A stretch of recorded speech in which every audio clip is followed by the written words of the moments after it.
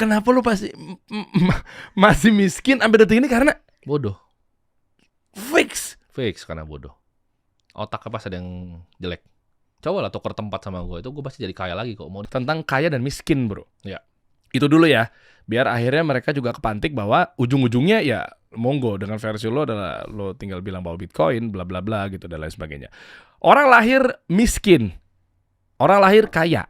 Ya. Oke, berarti ini dua hal di luar takdir ya, bro? Ya, betul. Miskin pasti miskin, kaya pasti kaya? Enggak juga, karena banyak yang kaya generasi 3 miskin lagi ada. Oke.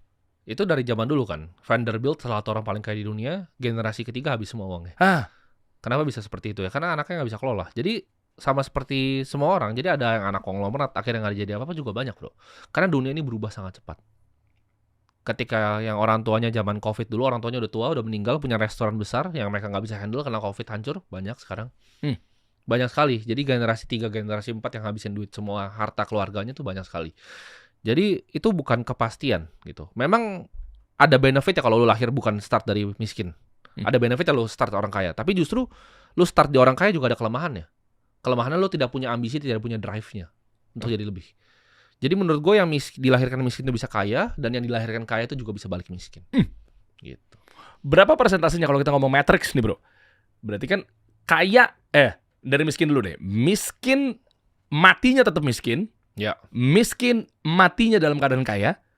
Kaya matinya tetap kaya. Kaya matinya miskin. Udah pasti paling banyak miskin mati tetap miskin. Kenapa? Karena miskin itu kan soal pola pikir. Dan pola pikir kita paling banyak dibikin sama siapa? Orang tua kita pastinya. Jadi kalau orang tua kita itu miskin banget, pasti pola pikir yang diajarin salah semua. Ya.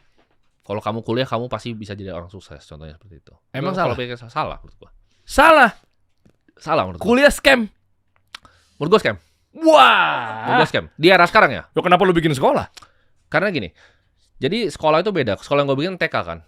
TK itu gimana caranya kalau mereka nggak punya kesempatan untuk benar-benar belajar secara kognitif, belajar bersosialisasi bermasalah. Ya. TK, SD, SMP itu bisa bermasalah. Tapi kuliah itu di zaman sekarang, di era yang serba digital ini, menurutku udah nggak relevan, betul. Kata-kata relevan. Karena kuliah itu pelatihan skill kan untuk mempersiapkan ke dunia kerja. Kecuali beberapa profesi dan beberapa bidang ya, contoh seperti kedokteran dan hukum. Tapi di luar dua itu menurut gua nggak ada ilmu baku yang bisa dipelajari. Contoh, kuliah marketing, belajar apa itu marketing? Teori-teori dasar, apa? Kuliah bisnis. Belajar apa? Bisnis model kanvas, dosen aja nggak punya bisnis. Mau ngajarin gimana? Apa yang mau belajar tuh? Ya kan? Value proposition design. Ya, lu misalnya mau belajar marketing, kenapa nggak belajar di sini? Ya kan?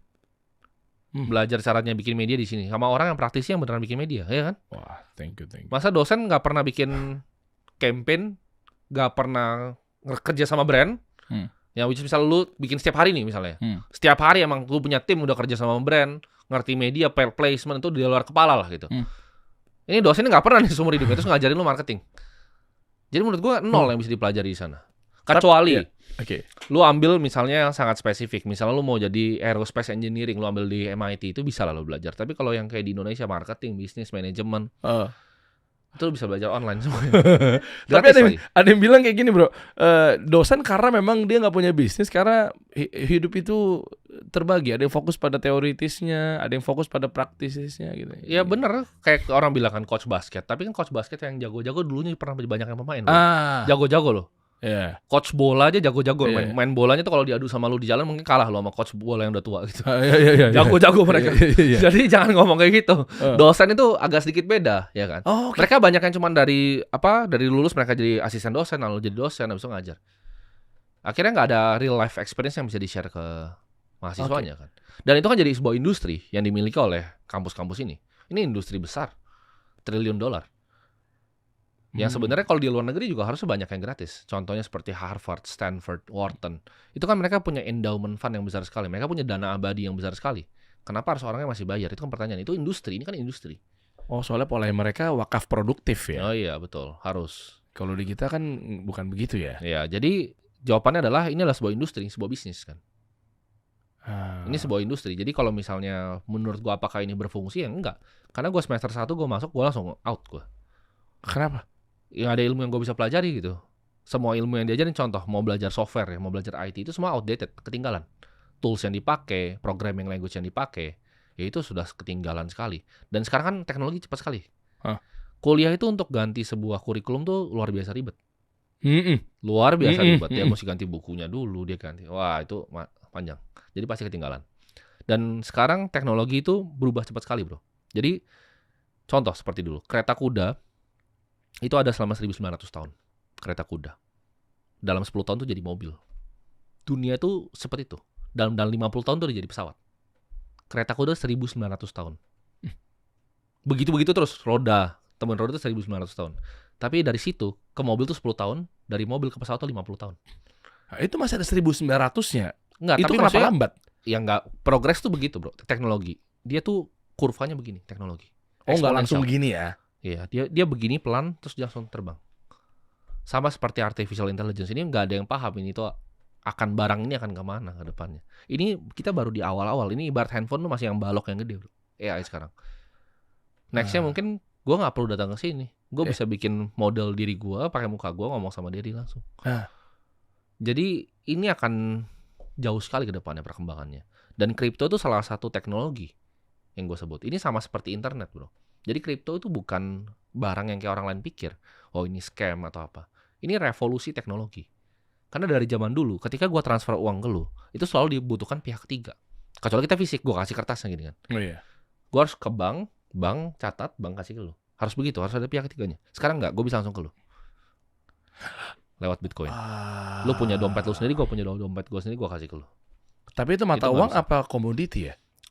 Jadi kan kalau kita bedah dari white paper ditulisnya Bitcoin ini, ditulisnya peer to peer electronic cash system. Jadi ini awalnya dibikin untuk nilai tukar sebenarnya.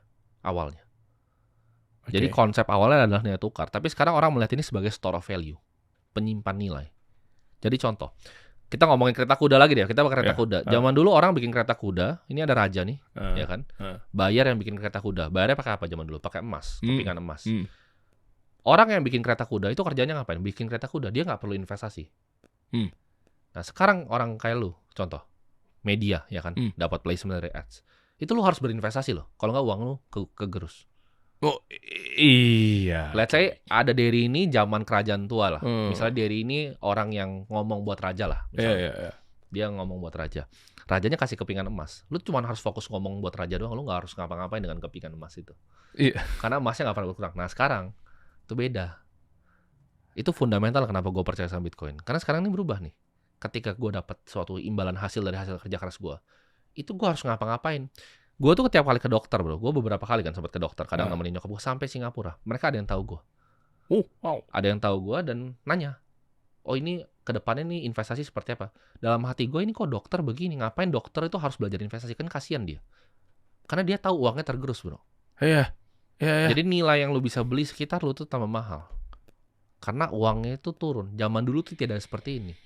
Bahkan nggak cuma uang ya, inflasi. Emas juga sebenarnya. Oh, emas juga sebenarnya inflasi 2%. Inflasi ya? Iya, karena emas itu lebih banyak digali kan. Habis lama-lama kan? Bukan cuma habis, kayak bisa ditemukan tambang emas yang baru.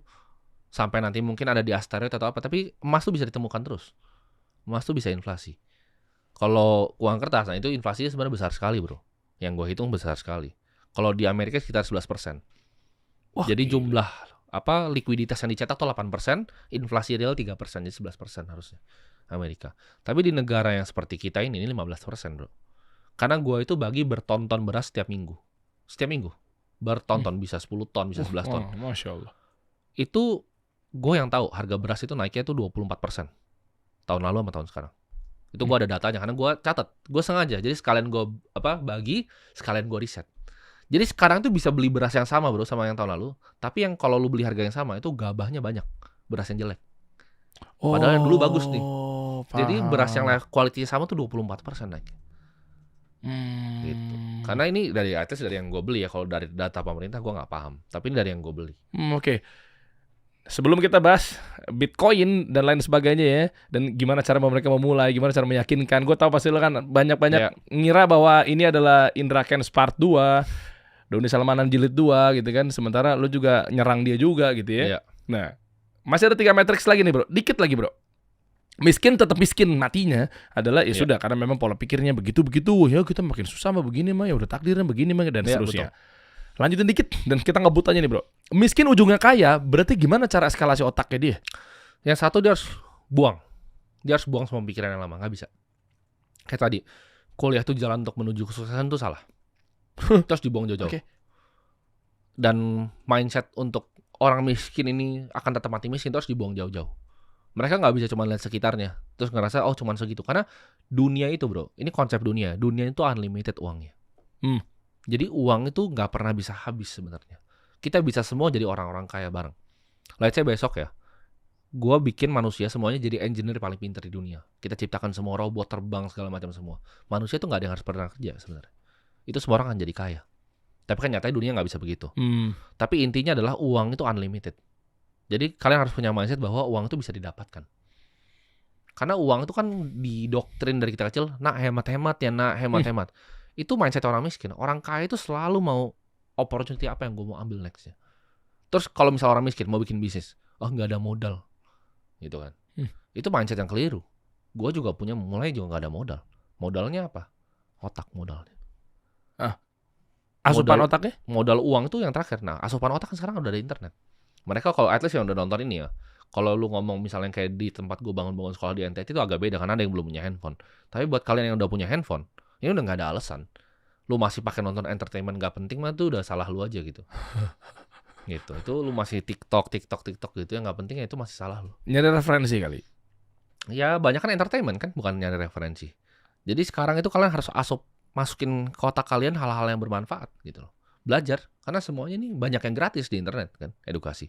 Yang lu bikin ini kan gratis nih edukasi. Iya, tinggal nonton aja dia. Tapi kalau misalnya mereka secara real bro mau ngundang gue ngobrol sama mereka, gue gak akan mau. Ini karena lu aja ngundang gue sini buat gue sharing ke mereka kan. Wah, thank you. Kenapa lu gak mau? Nggak, tapi gak mungkin lah. Kan banyak banget yang DM gue gitu. Dia jadi mentor gue, ngapain gue jadi mentor lo? Gue diajak banyak orang, gue banyak yang gak mau ketemu. Gitu. Alasannya? Nggak, gue tahu waktu gue ini terbatas. Karena kan gue punya misi dalam hidup. Jadi dari kecil gue pengen jadi orang kaya. Gue mau jadi orang kaya, gue pengen mati dengan 0 bro. Jadi gue bukan seperti orang kaya lain yang pengen turunin. Enggak, gue pengen mati dengan 0. Lah anak lu? Biarin dia punya anak-anak gue nanti ke depannya bakal punya kesempatan untuk seperti kayak gue. Untuk mulai sesuatu yang dia mau bikin sendiri atau terserah mau jadi apapun. Ini asik nih pola pikirnya. Kan kalau lu turunin kan ke anak lu juga sebenarnya salahnya di mana? Nggak salah, nggak ada salahnya. Karena preferensi gue. Ya apa alasannya? Karena menurut gue mereka punya hak untuk memulai semuanya sendiri. Biar nggak ada di pundak gue bebannya. Karena uang tuh beban lo bro. Lo punya uang, ya misalnya segua lah sekarang, itu beban. Lo kan ngerasa beban yang lo harus pakai ini untuk sesuatu yang lain. Gitu. Itu kenapa jawabannya gue bangun sekolah. Jadi target gue mungkin dalam beberapa tahun ke depan mau bangun 100 gue sekolah. Jadi kita udah, ini OTW bangun keempat, udah mau 100 gue targetnya. Beberapa tahun ke depan. Ronald Foundation ya? Iya. Lupa gue. Iya, itu salah, Ronald Foundation. Yes. Iya. Nah, di suatu sisi ada yang menganggap lu nggak konsisten ketika begitu lu sekolah, lu nggak ada bedanya sama budak. Begitu lu ke sekolah, ada teng itu bel pabrik. Betul. Ayo waktunya makan. Betul. Waktunya masuk gitu, kayak dibudakin gitu kan. Betul. Terus di saat lu sekolah, lu menjadi bahasa lu monyet-monyet yang saya mau izin, gue mau izin. Tapi lu sendiri bukan sekolah. Gue mau bikin sekolah yang berbeda makanya.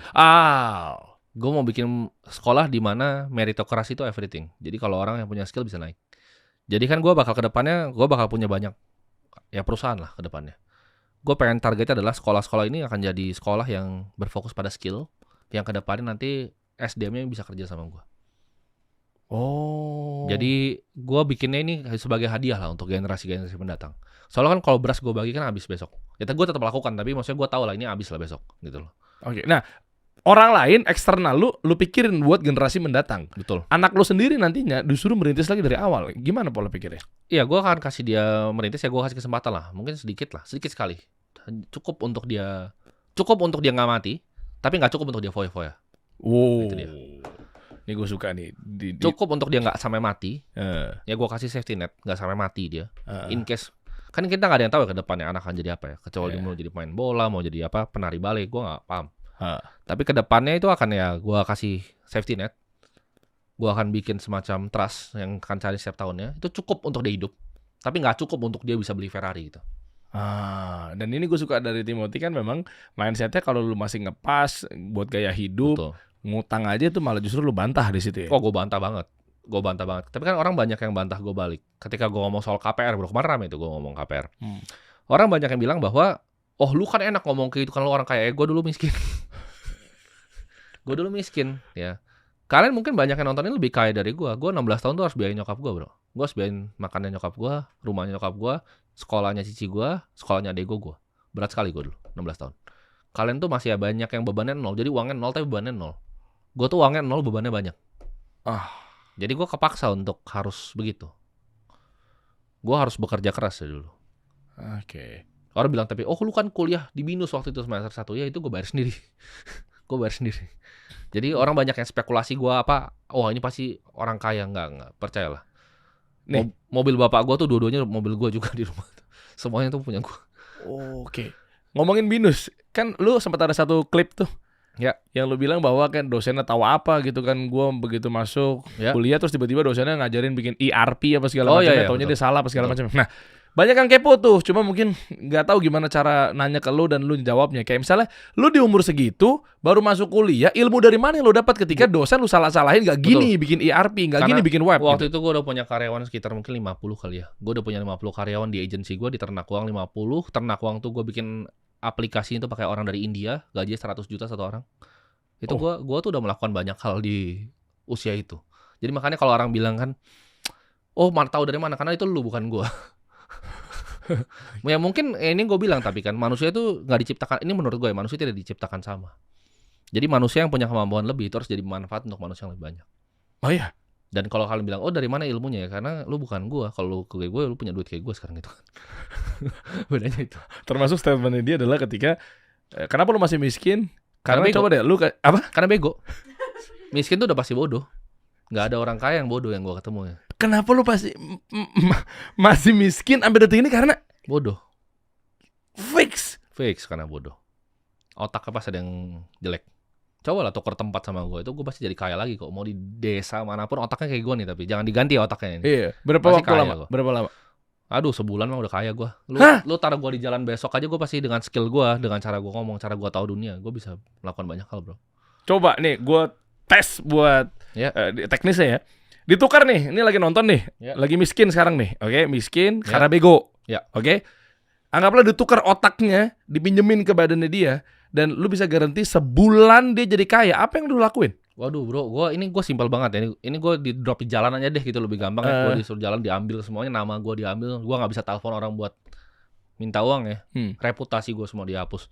Gue percaya, karena gini, gue bilang tadi, manusia itu ada yang superior, ada yang inferior. Ini kepercayaan gue yang gue punya dari kecil. Ada manusia yang dikasih gifted lebih kayak Elon Musk, ada orang bodoh yang makanya miskin. Jadi ketika gue misalnya ditaruh di jalan, ya, itu gue jualan tisu aja, itu pasti gue bikin kartel tisu, bro. Gue bikin orang, gue bikin sistemnya, pasti balik lagi persis kayak gue sekarang. Oh, paham gue. Gue jualan tisu di jalan nih, jadi preman di jalan itu gue bakal bikin kartel, jualan tisu itu di pinggir-pinggir. Cara lu bikin ngejalin kartel atau distributor besar gitu misalnya? Ya pasti awal gue mulai juga jualan sendiri dulu dengan gaya gue ngomong, gue bisa yakinin orang, itu gue udah bisa jual tisu itu pasti udah dapat duit cash. Duit cash itu gue pakai untuk beli tisu lebih banyak lagi. Baru gue bilang ke orang-orang ini, lu pakai cara gue, kita bagi hasil. Gue bakal bikin itu langsung sistem. Dalam waktu seminggu gue udah jadi raja tisu kalau di jalan. Otaknya kayak gue tapi ya, jangan diambil otaknya. Iya. Jadi miskin tuh karena goblok. Udah itu aja, nggak ada hal lain. Goblok, arogan. Karena misalnya arogan contohnya. Karena lu cerita tadi kan, ada yang DM lu waktu itu. Oh ya. DM kayak, oh ini bang scam bang. Tapi begitu gue kasih ini, bang mau belajar gitu. Itu kan arogan. Artinya dia pikir dia lebih pintar dari gue. Arogan. Oke. Oh gue nih tahu sesuatu nih, makanya skeptis gue. Itu arogan. Orang miskin itu orang bodoh, arogan, pemalas. 3 ini kombinasinya. Bodoh, arogan, pemalas. Tapi kebanyakan 3-3-nya ya. Oke. Tapi arogan ini lebih banyak bro, bahan dari bodoh. Ini arogan ini kalau mau tanya bener-bener kenapa miskin tuh karena arogan biasanya. Oh, jadi paling besar porsinya arogan? Menurut gua hampir 80% kali ya. Waduh. 80% arogan.